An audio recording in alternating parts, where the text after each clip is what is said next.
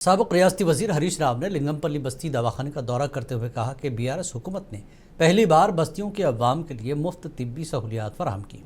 उन्होंने इल्ज़ाम लगाया कि 2 साल से कांग्रेस हुकूमत में इन बस्ती दवाखानों की कारकर्दगी मुतासर हुई, अमले को माहाना तनख्वाहें नहीं मिली और दवाइयों की फराहमी महदूद हो गई। बीआरएस कायद का कहना है कि बस्ती दवाखानों में टेस्ट और बुनियादी इलाज भी नहीं हो रहा और शहरियों को प्राइवेट दवाखानों को जाने पर मजबूर किया जा रहा है।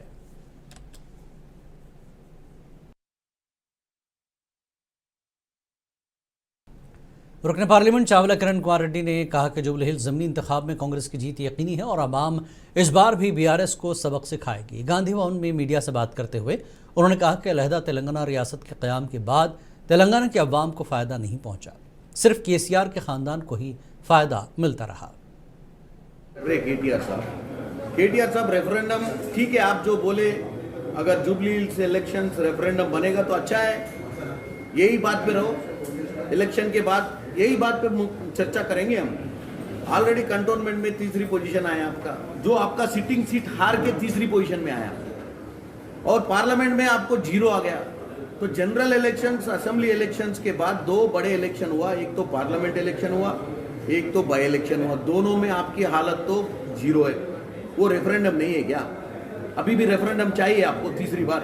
अभी भी देगा पब्लिक आपको तीसरी बार, क्योंकि आप पब्लिक के ना दिल में है ना सोच में है।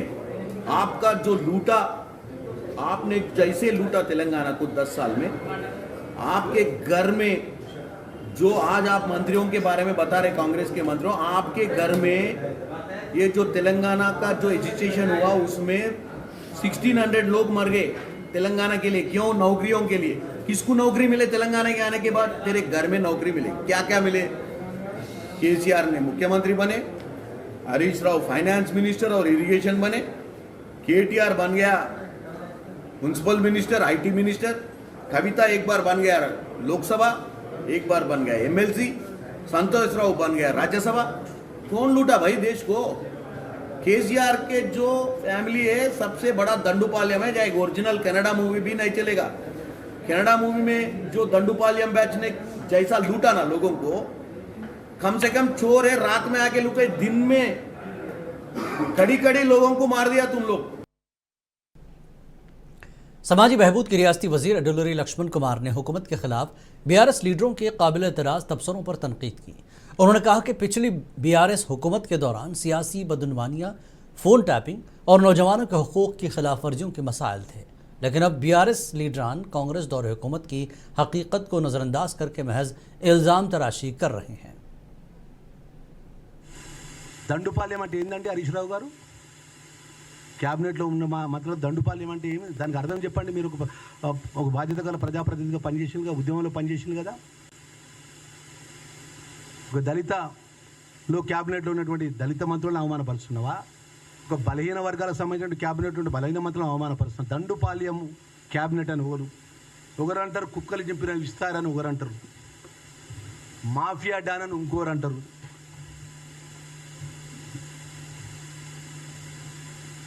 ఇదా అండి మాట్లాడేది?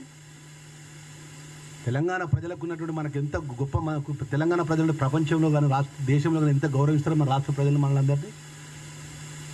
10 సంవత్సరాలు రాజ్యం వెళ్ళింది కదా, ఈ 2 సంవత్సరాల లోపల గింత ఆక్రోశం, గింత కుట్ర, గింత మన అవహేళనగా మాట్లాడు, ఇంత అమర్యాదగా మాట్లాడడం. మీరు ప్రజలతో ఓట్లేస్తే మీరు ఎన్నికలు, మేము ప్రజలతో వెళ్తామని ఎన్నికైనా మీరు మాకంటే గొప్ప ఏం కాదు. మీరు క్యాబినెట్లో మంత్రులు మన దండుపాలేమంటారా మమ్మల్ని? ఇదా మీరు మాట్లాడే మాటలు? ఇంత అహంతో మాట్లాడతారా? కుక్కలు చెప్పి ఇస్తారా మీరు మాట్లాడే మాటలు? మీరు చేసిన అరాచకం మామూలు అరాచకాల? రైతులు బేడీలు వేసి రైతులను తీసుకుపోయారు. రాష్ట్ర క్యాబినెట్లో అంతర్గతంగా జరిగినటువంటి మీటింగ్ గురించి కూడా పచ్చి అబద్ధాలు ఆడుతుంది. అబద్ధాల కేరాఫ్ మీ పార్టీ, మోసాల కేరాఫ్ మీ పార్టీ, కమిషన్ల కేరాఫ్ మీ పార్టీ. ఒక అబద్ధాన్ని 10 సార్లు మాట్లాడి నిజం చేయడానికి ఆ దేవుడిచ్చిన ఆశ, భాష, ఆ గొప్పతనం మీకు తప్ప ఈ ప్రపంచంలో ఎవరికి రాదు, ఎవరికి ఉండదు. సామాన్యమైన కార్యకర్తలమండి మేము. बीजेपी के उम्मीदवार दीपक रेड्डी ने अपना पर्चा नामजदगी जमा कर दिया है। जुबली हिल्स बीजेपी उम्मीदवार ने अपने पर्चा नामजदगी का हतमी सेट जमा करा दिया। किशन रेड्डी ने दीपक रेड्डी की नामजदगी में शिरकत की। वो शेखपेट तहसीलदार के दफ्तर में कायम रिटर्निंग अफसर के दफ्तर थे। बीजेपी रहनुमा बंडी संजय ने कहा कि जुबली हिल्स में हकीकी तरक्की सिर्फ बीजेपी के जरिए मुमकिन है। उन्होंने कांग्रेस को 420 पार्टी करार देते हुए बीजेपी के हक में वोट देने की आवाम से अपील की। जुबली हिल्स ज़िमनी इंतखाब की इस रैली के दौरान बीजेपी के रियासती सदर रामचंद्र राव और एटला राजेंद्र ने भी शिरकत की।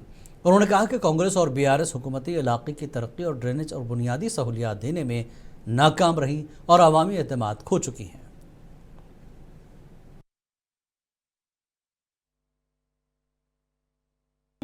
10 साल का टीआरएस सरकार और 22 महीने का कांग्रेस सरकार देखने के बाद एक डबल बेडरूम नहीं है, एक इंदिरम्मा घर नहीं आया, कोई बच्ची कॉलेज को जाने वाले को स्कूटी नहीं आया, डीजल का पैसा नहीं आया। ये पूरा देखने के बाद 10 साल का टीआरएस और 2 साल का लगभग कांग्रेस का चुनावी देखने के बाद और रूलिंग देखने के बाद लोग ये सोच रहे हमारा समस्याओं का परिष्कार केवल और केवल भाजपा से ही होता बोल के लोग सोच रहे। उसीलिए हमारे को मौका मिलता बोल के हमारे को संपूर्ण विश्वास है।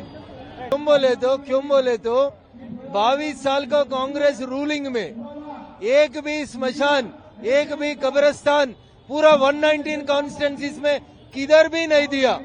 सिर्फ और सिर्फ इधर जुबली हिल्स में शेखमेट में एक जगह, बोराबंडा में दूसरा जगह माइनॉरिटियों के लिए कब्रिस्तान देके उन लोगों का वोट पालने के लिए जो कांग्रेस राजनीति कर रहा, वो राजनीति के खिलाफ हिंदू भाइयों का वोट भाजपा को मिलता बोल के मेरा संपूर्ण विश्वास है।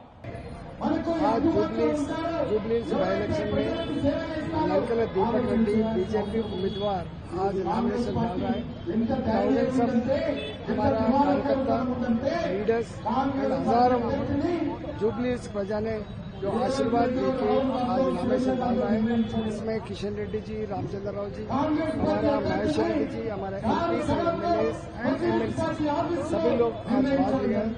आज ये प्रश्न देखने के बाद जुबली में जरूर बीजेपी जीतेगा। देश सुरक्षित रहना, आने वाला दिन में तेलंगाना में भारतीय जनता पार्टी सरकार जीतना, इसीलिए जुबली बहुत समझदार आदमी है। ये जुबली हिल्स असेंबली हल्के के ज़मीनी चुनाव में सियासी गहमा गहमी उरूज पर है। आज से पहर 3 बजे नामजदगियां दाखिल करने का अमल मुकम्मल हुआ।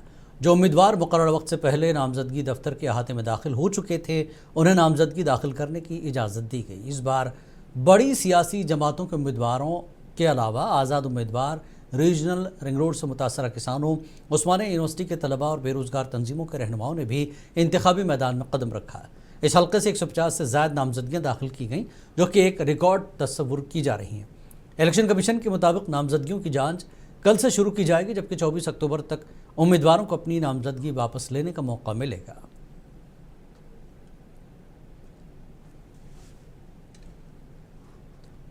कामारेड्डी और एल्लारेड्डी के बीच बस सर्विसेज बहाल हो चुकी हैं। बसों के आगाज़ के बाद मकामी कांग्रेस लीडरों ने अपोजिशन बीआरएस के लीडरों पर तनकीद की और एल्लारेड्डी के एमएलए पर तनकीद का जवाब दिया।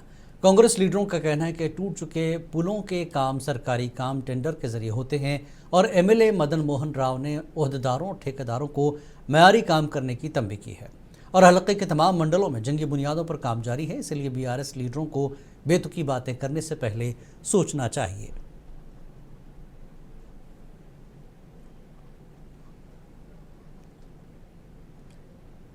हैदराबाद में सेक्रेटेरिएट में आज किसान दोस्त प्रोग्राम का इनकाद किया गया, जिसमें तेलंगाना के वज़ीर ज़राअत तुम्मला नागेश्वर राव और भोंगे रुकन पार्लियामान चामला किरण कुमार रेड्डी ने शिरकत की। इस मौके पर मुख्तलिफ स्कीमात के तहत किसानों को मयारी बीज सब्सिडी फराहम की गई ताकि ज़रई पैदावार में इजाफा हो सके। तेलंगाना के वज़ीर ज़राअत नागेश्वर राव और भोंगेर के रुकन पार्लियामेंट ने आज सेक्रेटेरिएट में मुनक़दा रैतु निस्तम प्रोग्राम में शिरकत की।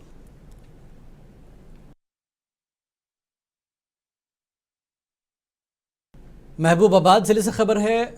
तोरो टाउन में सेंटर में बस स्टैंड के करीब पीर और मंगल की दरमियानी शब तकरीबन 3:30 बजे ख़तरनाक हादसा हुआ। एक ग्रेनाइट लारी यहां उलट गई, जिसके बाद सड़क पर बड़े बड़े चट्टान नुमा ग्रेनाइट बिखर गए और ट्रैफिक शदीद मुतासर हुई। हादसे में ड्राइवर और क्लीनर शदीद ज़ख्मी हुए। मकामी लोगों ने 108 हेल्पलाइन को इतला दी और ज़ख्मियों को इलाज के लिए खम्मम अस्पताल मुंतकिल किया गया।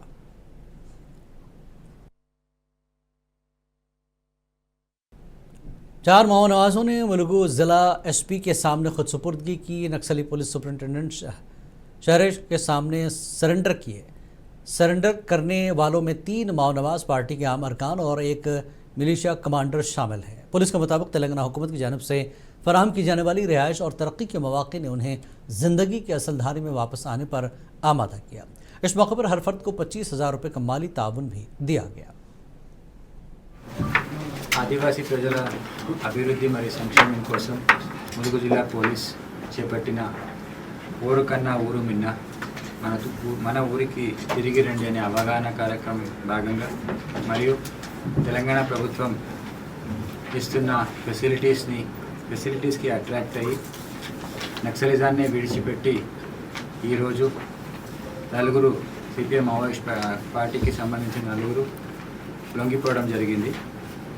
ఈ నలుగురిలో ముగ్గురు పార్టీ మెంబర్గా పనిచేస్తుంటే ఒకరు మిలిషియా కమాండర్గా పనిచేసేవాళ్ళు।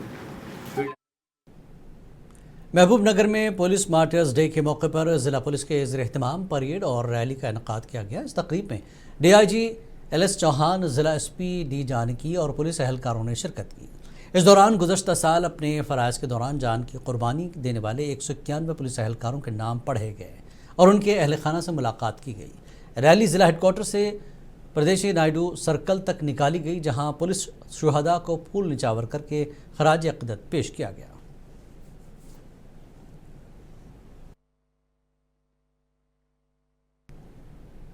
हैदराबाद में मियाँपुर पुलिस ने मोबाइल फ़ोन चोरों के 6 रुकनी ग्रुप को गिरफ्तार कर लिया। मुलजमान के कब्जे से 20 mobile phone, 1 auto rickshaw, 2 motorcycle और 2.5 लाख रुपए नकदी बरामद हुई। पुलिस के मुताबिक मुलजमान बस स्टॉप पर ऑटोज़ का इंतजार करने वाले मुसाफिरों को निशाना बनाते थे।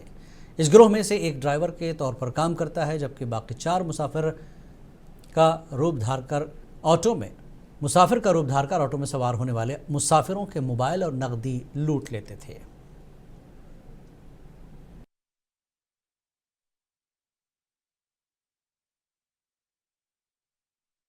సెల్ ఫోన్ దొంగతనాలు చేసే ఒక గ్యాంగ్ని పట్టుకోవడం జరిగింది। వీళ్ళ మోడస్ ఆపరేట్ ఏమంటే ఒక 4 మెంబర్స్ ఉన్నారు, ఎవరైతే ఉన్నారో A1 to A4 Mohammed Ejaz, Farooq Baig, Sajid, అలాగే అమర్ అని చెప్పేసి వీళ్ళ 4 ఓల్డ్ సిటీలో ఉండేవాళ్ళు। వీళ్ళు ఏం చేస్తారంటే ఒక ఆటో వీళ్ళకి ఎవరైతే ఉన్నారో ఇజాజ్కి ఒక ఆటో ఉంది, వాళ్ళ ఫ్రెండ్ దగ్గర తీసుకుని వాజిద్ అనే అతని దగ్గర నుంచి ఆటో తీసుకొని వీళ్ళు ఈ हैदराबाद साइबराबाद ट्राई कमिश्नरेट। आपको रखिए बाखबर, देखिए मुनसिफ टीवी, लाइक कीजिए, शेयर कीजिए और सब्सक्राइब कीजिए। स्क्रीन पर दिया गया बेल बटन जरूर दबाइए।